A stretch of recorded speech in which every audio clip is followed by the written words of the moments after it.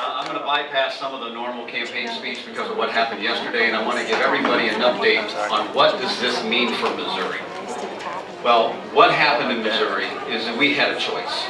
We could either go ahead and create and build a health insurance exchange, which what is a health insurance exchange? It is the building blocks for Obamacare in the states. That is where the individual meets the federal health care bill. So we had a choice. Should we go ahead and should we construct this? Well, I decided it was not a thing that we wanted to have Missourians do. So I was the chairman of the only committee to deal with this. I was the chairman of the Health Insurance Exchange Committee. We traveled around the state and quickly found out, as we started to peel back the layers of the onion, that we did not want to assist the federal government in the downfall of 16% of our economy. So we just said this is something we are not going to move forward to do. But at that meeting, one of the meetings we had around the state, it was in Jefferson City, we had people that had traveled about a room this size, and about 50 people had come to testify, because our job as representatives are to listen to the people. And there were some people that thought it was the greatest thing since sliced bread. There were some people that hated it. So we were listening. But while we're listening, we found out that across town, there was a quasi-governmental organization meeting called the Missouri High Risk Insurance Pool. And they were about ready to vote to accept a $27 million grant to start building the building blocks of Obamacare in the states under the direction of Governor Jay Nixon. He had directed the Director of Insurance and through the high-risk pool. And why did they go to the high-risk pool? Because it doesn't fall under the purview of the legislature, and that means it doesn't get appropriated funds from the legislature. So myself, who was sitting on the Appropriations Committee, could have stopped any funds from going to this organization. That's why Governor Nixon went around the legislature to a quasi-governmental group to accept this grant to start building the health insurance exchange.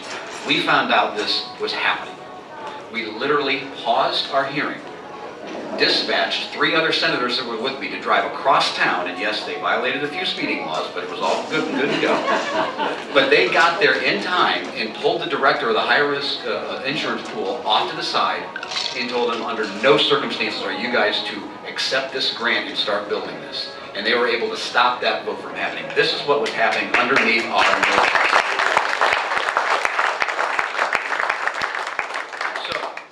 They said, we're not going to do this. We're not going to do this anymore. But I just don't trust Jay Nixon. I've dealt with him numerous times, and he burn you once, and you don't trust him.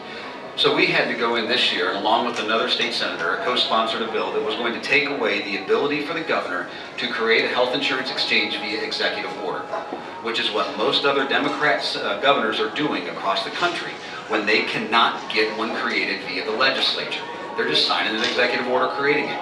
So we passed a bill, and it's on the governor's desk if he signs it, that will eliminate his ability to create a health insurance exchange via executive order. Then it puts it on the ballot for November to make sure that the people know what's going on so they can vote and say, no, we do not want one of these created here in Missouri. Now, why is that important?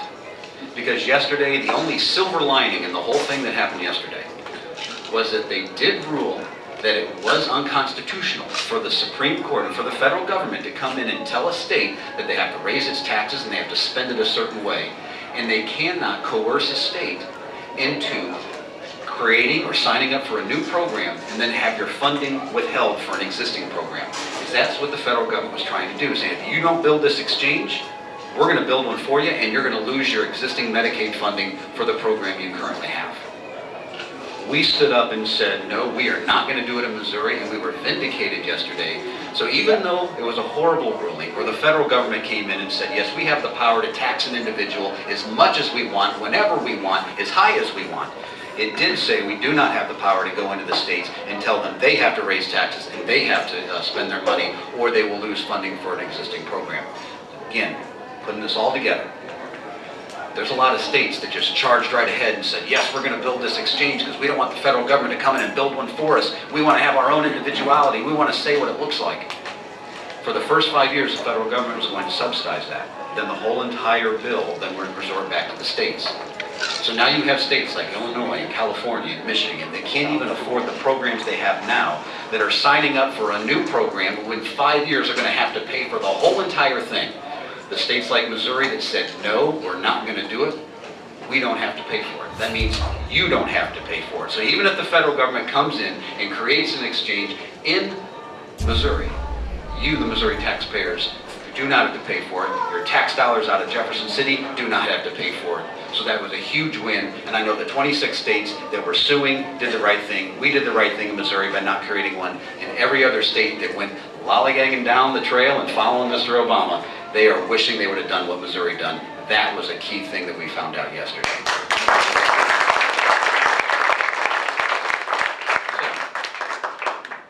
So, why am I mentioning that? That's because you have to elect people that get results, that are true leaders.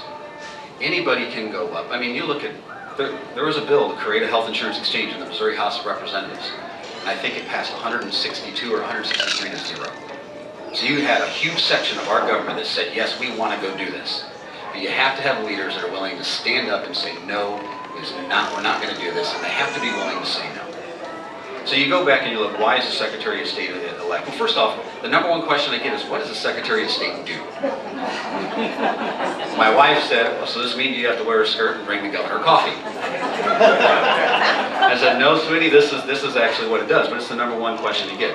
First off, it's the front door to doing business. If you want to open a business, expand your business, create a new LLC, your capitalization requirements, it's the first place you had to go. When I got out of Mizzou, I started 3 small businesses. I had my financial investment firm. I created a college prep company to help kids get higher scores in their ACT.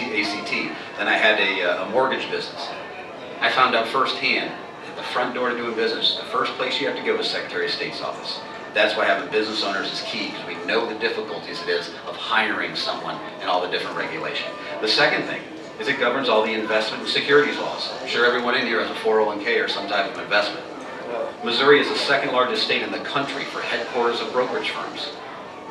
Just think here in St. Louis, Stifel Nicholas, Edward Jones, Wells Fargo, Scott Trade. There's 100,000 brokers employed just here in St. Louis, and Edward Jones wants to add another 27,500 brokers in the next 5 years. This is economic development. We're 50th in job creation in this country.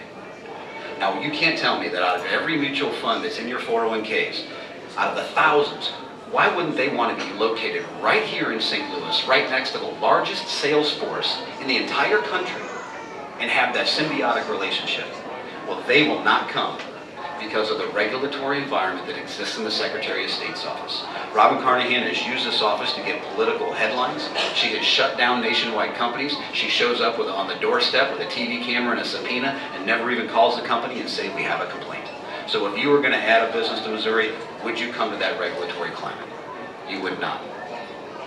The Secretary of State also governs all the elections. We know that. And why is that important? Well, we have seen why elections are important. Fair ballot language. Go back to Amendment 2. Go back to the unionization of the home health care workers through a proposition a few years ago. The minimum wage issue. No one realized there was a cost of living adjustment. Go back just to the last one on the attack on agriculture. You can go back and simply look that Robin Carnahan has been overturned more times on ballot language than any other Secretary of the State in the history of the state combined. We are simply easily going the way of California. We are becoming an initiative petition state. If you can't get something through the legislature, you put enough people outside of Walmart to gather signatures, you can get anything you want on the ballot. Having someone with integrity that will write fair ballot language, that will make sure they're not cozying up to groups like Acorn or trying to push a political agenda is key. It is the new battleground for business. It's the new battleground on the protection of the sanctity of life. It's the new battleground on a whole bunch of issues. Secretary of State also, why is it that I can go into Blockbuster and rent a movie, but they want to see my picture ID, but yet I can go in and vote and not have to show anything except a utility bill? We passed voter ID, photo voter ID back in '06. It was ruled unconstitutional. So we came back and we passed it in 2010. And then Robin Carnahan got it kicked off the ballot again. And we will continue to do that. And why is this important? I always tell this story. I have 5 kids under the age of 10. Let's say I drop them off at daycare and I say their Aunt Michelle is going to come pick them up at 3 o'clock. At 3 o'clock, this lady walks in and she says, I'm here to pick up these 5 kids. They say, are you Aunt Michelle? She says, yes, I am. They said, give me some ID. And she hands them her water bill. Would you feel comfortable enough releasing those children to that lady without seeing that she is exactly? Our right to vote is the most sacred thing in our country. It should be protected at all costs. Right. And a photo voter ID is a simple way to do it. Other states are doing it. Other Democrat secretaries of states are doing it. It's not a partisan issue. It's an issue about protecting your ballot. Also, we have people in the military that are serving overseas that unfortunately they haven't been getting their ballots on time. You can make the argument that they tend to maybe vote Republican a little more than they don't. So why should we get them their ballot on time? If you're over across seas defending my right to vote, I'm going to make sure that you get your ballot on time so it is mailed back on time so that your vote.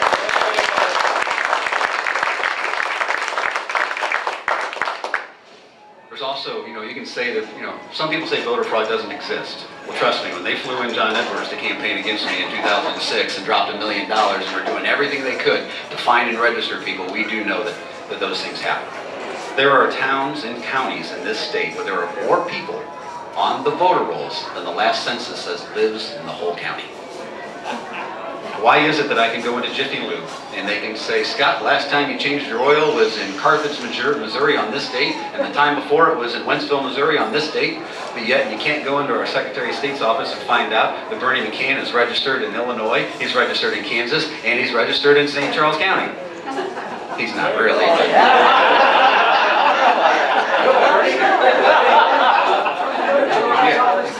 That's right.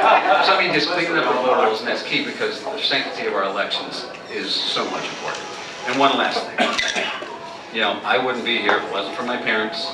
None of us would be here if it wasn't for our parents. Because they all made the right choice and gave every single one of us the basic rights of life.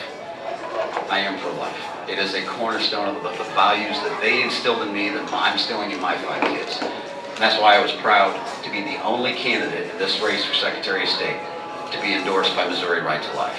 They said we will simply be the most profound voice for protecting the sanctity of life in this race, and that's why they wholeheartedly endorse us. It's a value-based decision. We will continue to do that. When you look at this race, look for results. I was a senator that passed Proposition C, the Healthcare Freedom Act, got it through the Senate, to put it on the ballot. That became important, especially because of yesterday. We stopped Nixon from creating the health insurance exchange. I was a senator that did that. I wrote all the illegal immigration laws for the state in 2008. I said the chief enforcer of that is the Secretary of State's office because they govern all the business registration. And if you're a business, no one hired. So we got that done. We protected the kids from being cyber stalking out here in Darden Prairie when we had the thing. All the kids that are suffering with autism, it's the epidemic of our time. We stood up for them. We protected the sanctity of life. We stopped your tax dollars from funding abortions through Obamacare. Go to my website, rootformissouri.com. Just click on the results tab. Look at every issue and you see how I just wasn't part of the team. I was the person out front getting the results. I might not be the show horse of the Senate, but I'm the workhorse. I'm the guy they give the football to and say, move the ball 3 yards down the line. Dust yourself off. The next play, move it 3 yards. And at the end of the game, we get the conservative values that we believe in across the goal line, year after year after year. I get results. I'd love to get more results for this state on a statewide basis. We have the background from the businesses I've owned, from the securities company that I've owned, the small business registration, the securities legislation. You guys know I'm up for election like every 5 minutes in this county. With the 3 elections in 8 months back in 2006 and all that, we understand elections. We know how voter fraud is attempted. We've seen it happen. We have the private background, the experience, the getting the results on the conservative values to be a great Secretary of State, but we can't do it without you. There are yard signs in the back. Please put one in your yard. Go to my website, learn more about the results we've gotten, and just send us an email. Ask a question. Forward on our emails to friends. Send out a postcard. Donate $7.50. Whatever. Everybody can help. If this area performs for us strong, we take it in August, we take it in November, and we will continue to get results for the Missouri people. Thank you.